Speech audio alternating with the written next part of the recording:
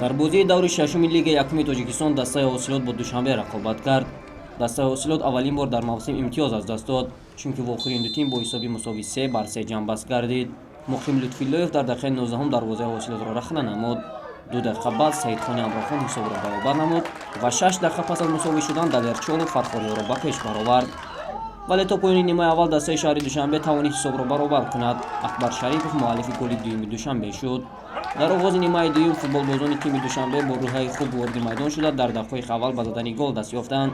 дар дақиқаи 48 норуф шохир беҳрӯз хайривро маҷбур кард ки маротибаи сеюм тӯбро аз дарвозааш берун биёрад.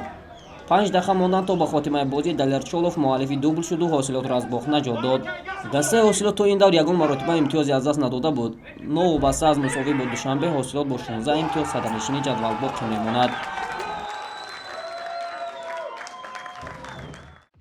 ҳамчунин дар даври шашуми лигаи якуми тоҷикистон дастаи моҳир дар сафар гулистонро шикаст дод.